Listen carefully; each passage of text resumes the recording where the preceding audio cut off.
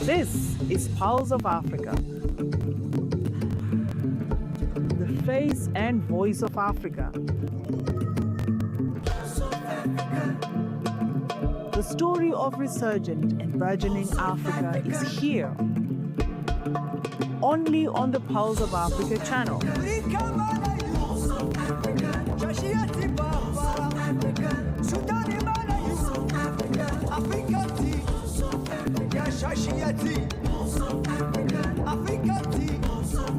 Pulse of Africa, the face and voice of Africa.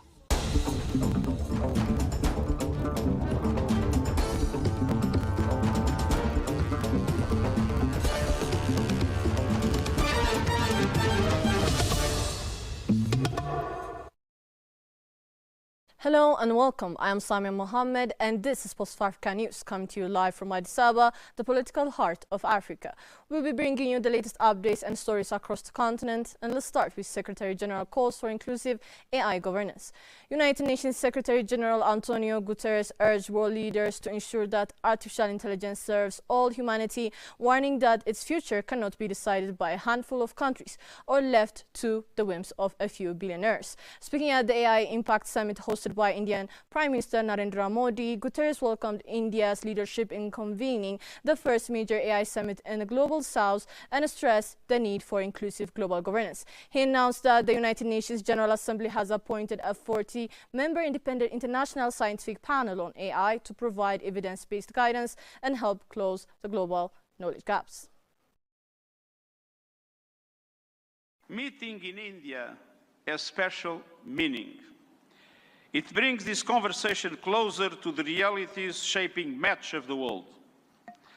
Because the future of AI cannot be decided by a handful of countries or left to the whims of a few billionaires. Last year, the UN General Assembly took two decisive steps. First, creating an independent international scientific panel on AI. And I'm happy to announce that the panel has now been appointed. These 40 leading experts from across regions and disciplines embody a clear message. AI must belong to everyone. He also highlighted the launch of a global dialogue on AI governance within the United Nations, with its first session scheduled for July in Geneva to bring together governments, industry, academia and civil society. Warning that developing countries risk being left behind, Guterres proposed the creation of a $3 billion global fund on AI to build essential capacity, including skills, data access and affordable computing power. He said the investment represents a small fraction of the revenues generated by major technology companies, but could ensure broader access to AI's benefits. Your discussions here will culminate in the global dialogue. But without investment, many countries will be locked out of the AI age. AI must be accessible to everyone. That is why, encouraged by the General Assembly of the United Nations, I'm calling for a global fund on AI to build basic capacity in developing countries.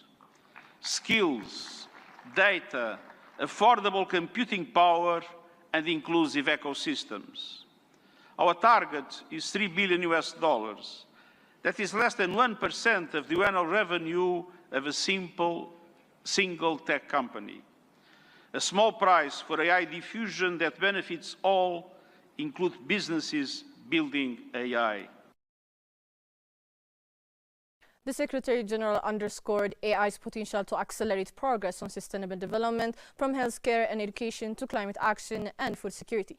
At the same time, he cautioned that without safeguards, AI could deepen inequality, amplify bias, and increase environmental pressures through rising energy and water demands. He called for strong guardrails to uphold human rights, protect children from exploitation, and ensure AI augments rather than replaces human potential. Real impact means technology that improves lives and protects the planet, Guterres said. Let's build AI for everyone with dignity as the default setting.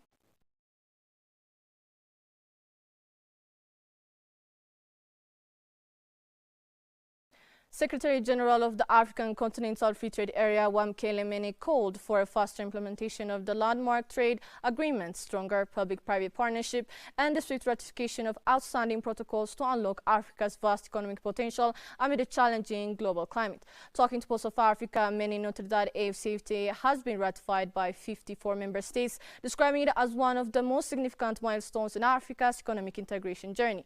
The agreement is intended to boost intra-African trade, strengthen domestic markets, and create a unified continental market capable of driving growth from within. Amid what he described as a highly adverse global environment, many stressed that Africa must increasingly look inward to build economic resilience. With several African countries losing preferential trade access under the African Growth and Opportunity Act, he emphasized the urgency of prioritizing integrated internal markets. The AFCFTA has been ratified by 50 members of the African Union. It is intended to enhance intra-Africa trade, build a domestic market, and enable the continent of Africa to trade with herself. The current global context, which you correctly say, is very, very adverse, enables us to build a domestic market. Many countries in Africa are now no longer eligible for AGOA, special preferences. We have to look for markets elsewhere. And the place where those markets are is here in Africa. So we are presenting, the AFCFTA is presenting to the continent an alternative market for trade. We have 1.4 billion people, but we have a very, very fragmented market. So this is the opportunity for us to build a domestic market to enhance market connectivity through the rules of the AFCFTA. The market we are looking for is here in Africa, Mene said, pointing to the continent's 1.4 billion people as a powerful yet underutilized economic force. Despite its size, Africa remains fragmented, limiting economies of scale and constraining cross-border trade and investment flows. A key pillar of AFCFTA's next phase, according to Mene, is the Protocol on Investment and Investment Protection. He described the protocol as a critical instrument for enhancing investor confidence by providing a predictable, rules-based framework to safeguard investment. The goal, he explained, is to enable businesses to scale operation across borders while benefiting from harmonized continental standards. We have the protocol on investment, protection of investment. We believe that this is an instrument that will enable investors to have confidence to invest in Africa, to have a scale of investments, and to leverage on the rules of the AFCFTA to protect their investments as they scale their investments across the continent. So it's intended to be an enabler, the protocol on investment, an enabler for intra-Africa investment. Many further underscored the indispensable role of the private sector in translating the agreement into tangible economic gains, particularly in infrastructure development, health and industrialization. Strong collaboration between governments and businesses, he said, will be essential to unlocking commercially meaningful opportunities. As Africa navigates global uncertainty, Mene positioned the agreement not merely as a trade framework, but as a strategic platform for economic resilience, deeper integration and sustainable long-term growth across a $3.4 trillion continental market.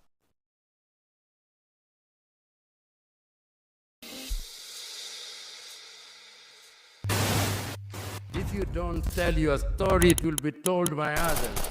They'll talk of hunger, they'll talk of war, they'll talk of conflict, but they'll not say the things that are happening in Africa that are positive.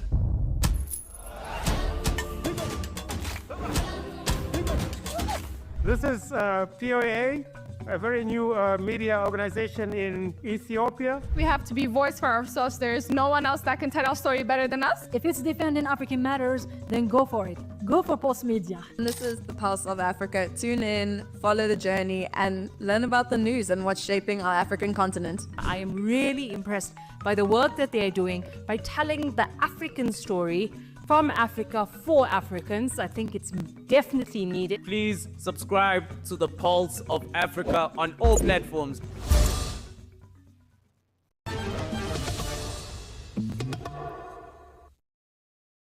Nigerian President Bola Tinubu has signed the Electoral Act Amendment Bill 2026 into law, concluding weeks of debate over electoral reforms ahead of the 2027 general election. The most controversial provision, Clause 60, makes the electronic transmission of election results optional rather than mandatory.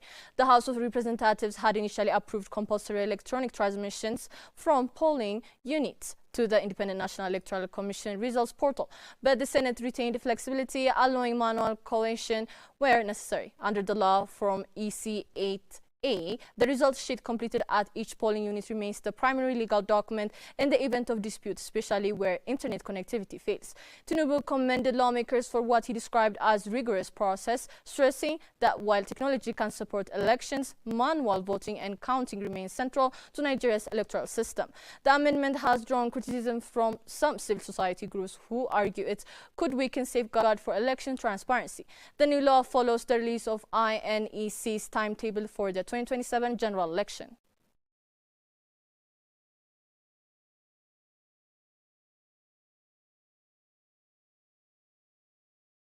A high-level meeting of naval chiefs from member states of the Economic Community of West African States is currently underway in Accra as regional leaders intensify efforts to enhance maritime security and cooperation in West Africa. The gathering brings together top naval commanders and security officials to address growing challenges in the Gulf of Guinea, including piracy, illegal fishing, trafficking, and other transnational maritime threats. The meeting is expected to strengthen coordination among ECOWAS member states and improve joint naval operations across the region's water. Security experts note that Gulf of Guinea remains a strategic but vulnerable maritime corridor critical for global trade and regional economies. The discussion in Accra are therefore focused on boosting intelligence sharing, harmonizing naval strategies, and enhancing rapid response capabilities. The meeting also aligns with broader ECOWAS objectives of promoting peace, stability, and economic integration, recognizing that secure maritime routes are essential for trade, energy transport, and sustainable development. Officials say outcomes from the summit would include new frameworks for joint patrols, capacity building, and deeper collaboration with international partners to safeguard the region's maritime domain.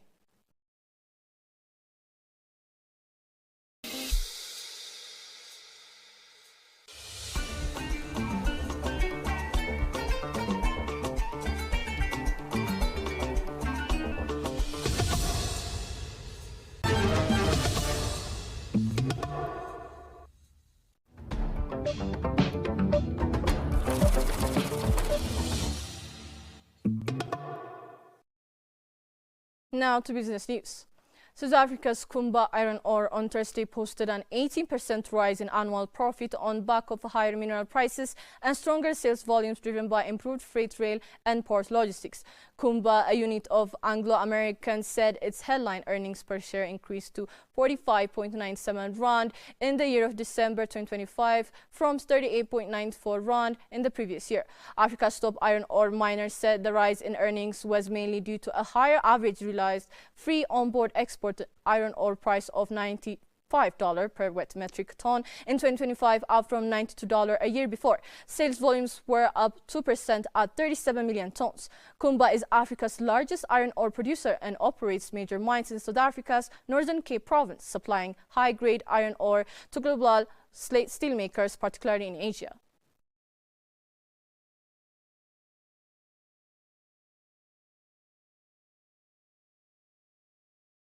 Burkina Faso is moving forward with plans to build a 4.5 billion CFA franc chili pepper processing plant in Bamfora in a bid to boost local agro-industry and reduce post-harvest losses. The project is being spearheaded by the Agency for Promotion of Community Entrepreneurship, which has identified a 5-hectare site in the industrial zone of Bamfora for the facility. A fact-finding mission led by Karim Traore visited the site on Monday to secure the land. Technical teams are expected in the coming weeks to finalize demarcation and conduct hydrological studies of the water table ahead of construction. The initiative follows the government's indigenous development model and will be financed through community shareholding. Citizens and local stakeholders are expected to raise at least 50% of the required capital, with the state covering the remainder through the Burkinable Fund for Economic and Social Development under the Togo financing mechanism.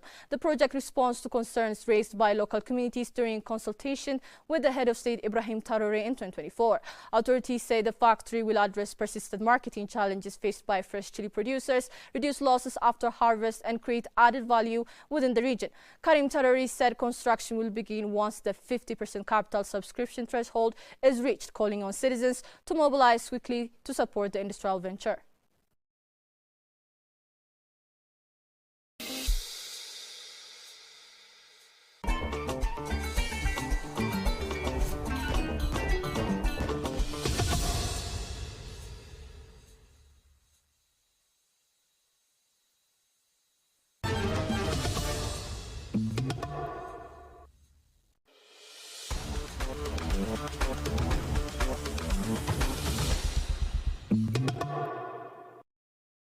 Now sports news.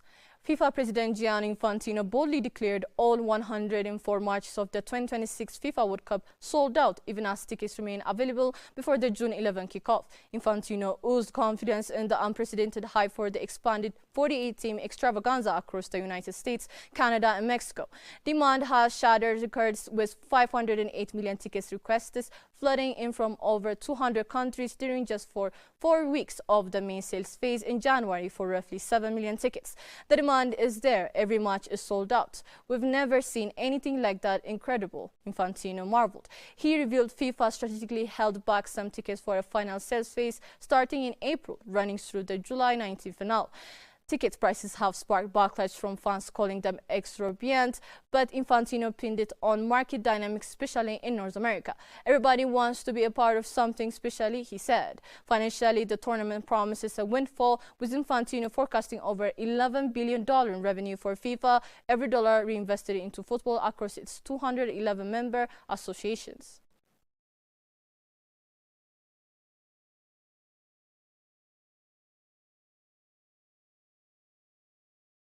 Thank you for joining us on Pulse of Africa News. Until next time, goodbye.